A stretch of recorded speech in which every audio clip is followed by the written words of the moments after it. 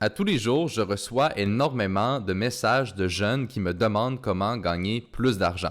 Et donc, dans cette vidéo, je vais vous expliquer le processus en 7 étapes qu'il faut suivre pour être capable de gagner 10 000 $ de profit à tous les mois. Et réellement, donc, c'est quoi les étapes qu'on doit mettre en place pour se rendre là? Honnêtement, j'aurais vraiment aimé avoir accès à une vidéo comme ça quand je me suis lancé en trading et en business il y a 8 ans. Parce que quand j'ai commencé, j'avais seulement 15 ans. Et donc, je sais exactement c'est quoi se lancer dans ces choses-là quand on est jeune.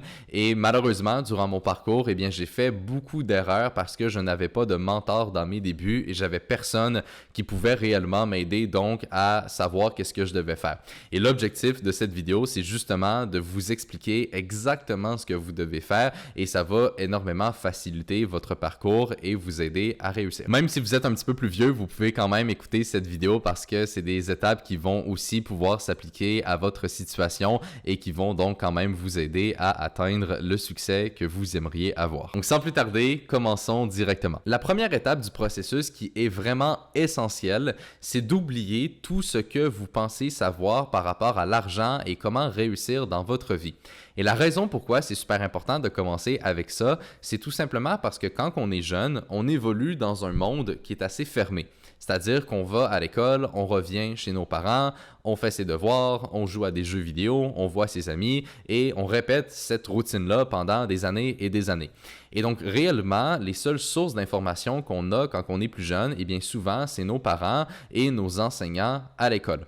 Et le problème ici, c'est que dans la majorité des cas, eh bien, vos parents et vos enseignants ne sont pas riches. Ils n'ont pas la liberté financière que vous aimeriez avoir, ni le niveau de succès que vous visez. Et donc, la question à se poser, c'est est-ce que vous devriez réellement écouter ces personnes-là sur comment réussir et qu'est-ce que vous devriez faire avec votre vie? Eh bien, la réponse est non. La plupart des gens dans notre société, malheureusement, sont complètement perdus et illettrés par rapport aux finances. Ils n'ont aucune idée de comment augmenter leurs revenus, comment investir leur argent et réellement développer des compétences qui vont leur permettre d'avoir une certaine liberté.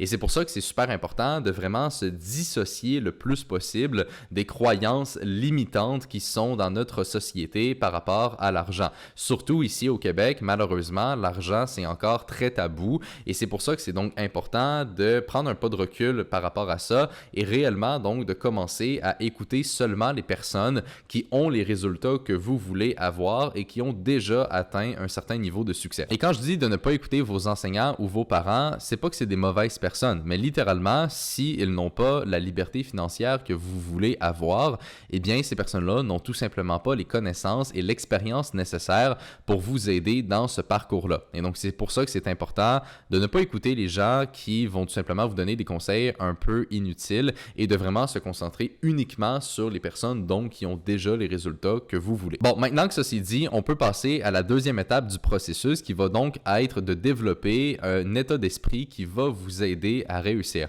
Et évidemment, quand on parle d'état d'esprit, il y a énormément d'éléments qu'on va devoir mettre en place et développer pour atteindre le succès. Pour un jeune qui commence, je dirais que la première chose la plus importante va être de ne pas se limiter par rapport à son âge. Et ça, je peux vraiment vous en parler par expérience, c'est-à-dire qu'au sein du programme de coaching qu'on a avec des centaines d'étudiants qui veulent apprendre à faire du trading, eh bien, j'ai des gens qui sont très jeunes, donc j'ai du monde de 15 ans, 16 ans, 17, 18 ans, et j'ai du monde qui sont beaucoup plus vieux, et l'âge n'a littéralement aucun impact sur les résultats que ces personnes-là peuvent avoir. C'est-à-dire que j'ai des gens qui sont beaucoup plus jeunes et qui sont énormément disciplinés et qui ont des résultats et j'ai également des gens qui sont plus vieux et qui n'ont pas de résultats. Et donc le point ici que je veux mettre en place dès le début, c'est que même si vous êtes jeune, arrêtez de vous limiter par rapport à votre âge. L'âge en business n'a aucune importance et n'a aucune corrélation avec le succès. Si moi-même j'ai réussi à commencer à 15 ans et à aller chercher des résultats, je vous le dis, c'est 100% possible de le faire. La deuxième chose qui va être importante, c'est de constamment faire faire du développement personnel pour enrichir donc votre état d'esprit et de tranquillement pas vite développer justement les croyances nécessaires qui vont vous permettre de réussir. Et il faut vraiment pencher du côté business et non du côté avoir une job.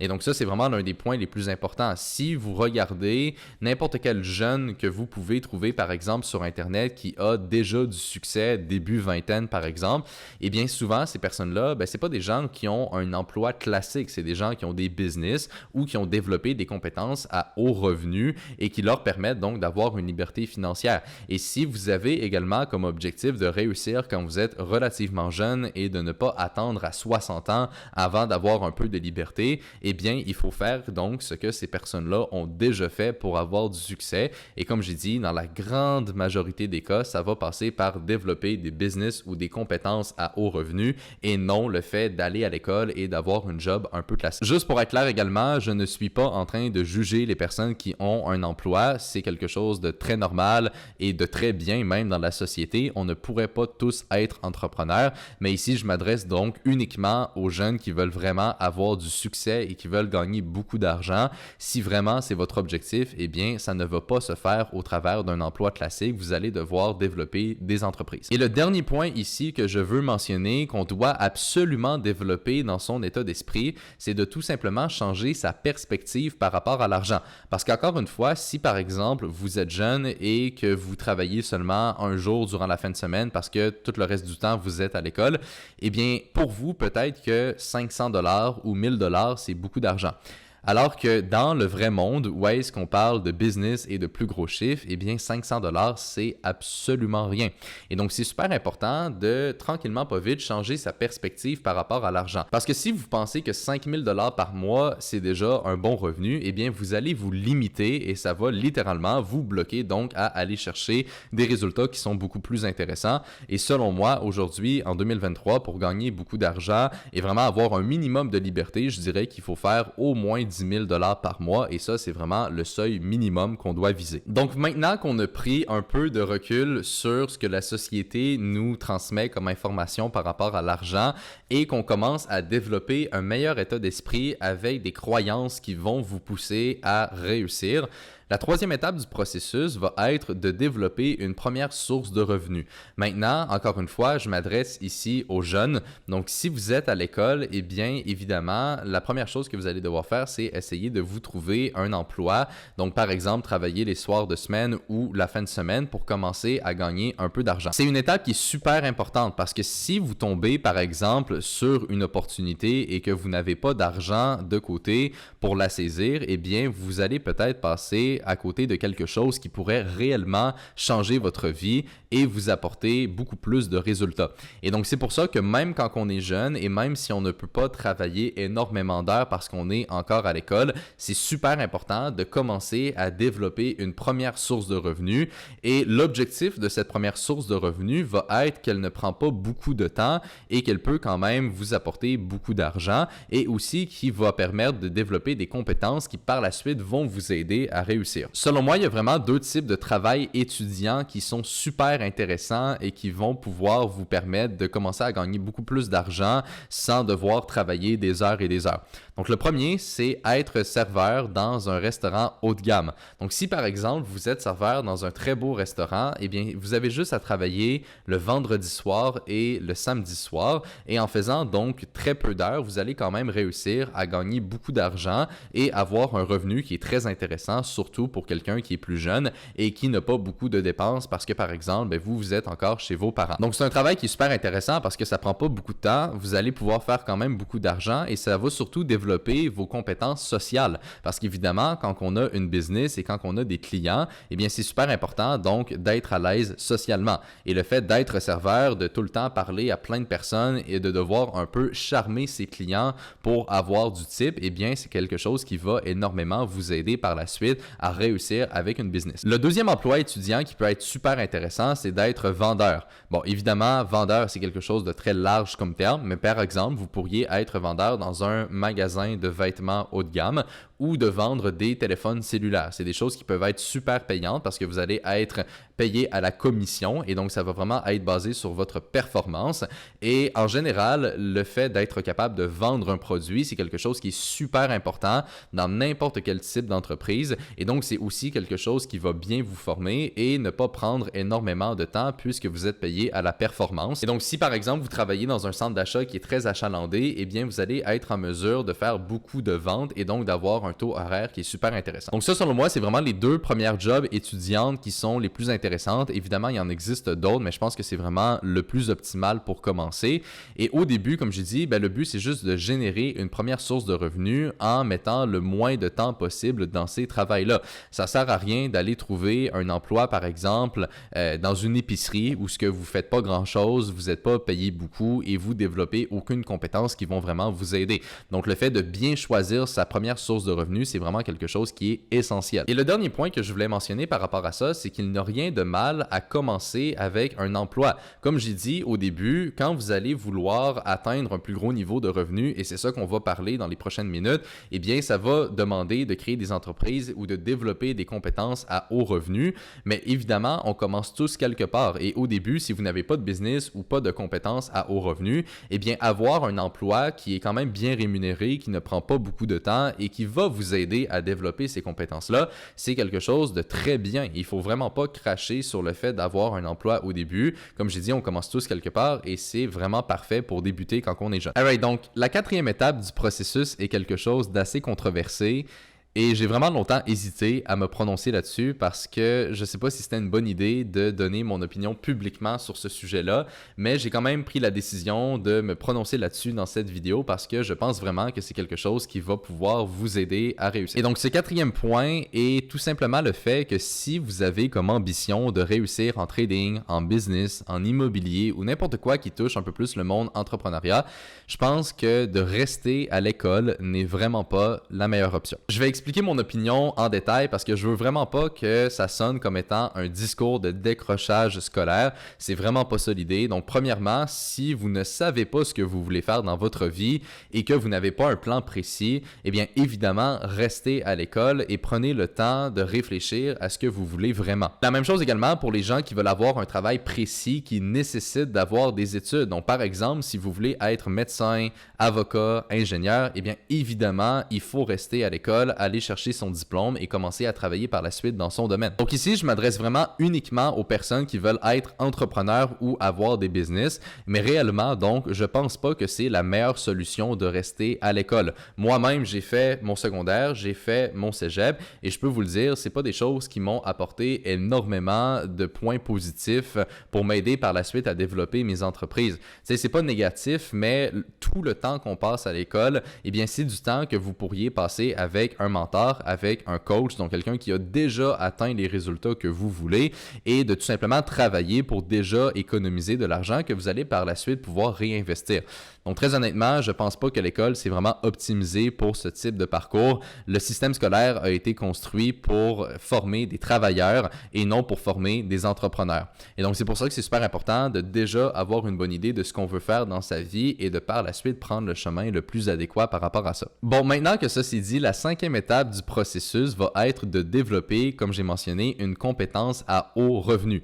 Donc, qu'est-ce que ça veut dire? Eh bien, une compétence à haut revenu, ça peut être, par exemple, le trading, la vente, on en a déjà parlé, le marketing et des choses comme ça. OK? Fait que vraiment des compétences qui peuvent être extrêmement utiles et bien rémunérées par des entreprises ou par vous-même si, par exemple, vous avez votre propre business. C'est super important de se concentrer sur développer ces compétences-là parce que, comme j'ai mentionné, n'importe qui que je connais qui a du succès et qui est jeune, c'est parce que ces personnes-là ont réussi à développer une compétence à haut revenu qui est assez rare. OK? Donc, il faut développer quelque chose que peu de personnes sachent réellement faire et c'est ça qui va donc vous différencier différencier par rapport à la grande majorité des gens dans la société et vous permettre de générer un revenu qui est beaucoup plus conséquent. Donc, comme j'ai mentionné, le trading, ça peut être une super belle option. C'est personnellement ce que j'ai décidé de faire. Évidemment, il y a très peu de personnes qui savent réellement comment trader les marchés et avoir des résultats constants sur du long terme. Donc, ça peut être une très, très belle option. Surtout qu'aujourd'hui, il existe la possibilité d'aller chercher du capital avec des firmes de financement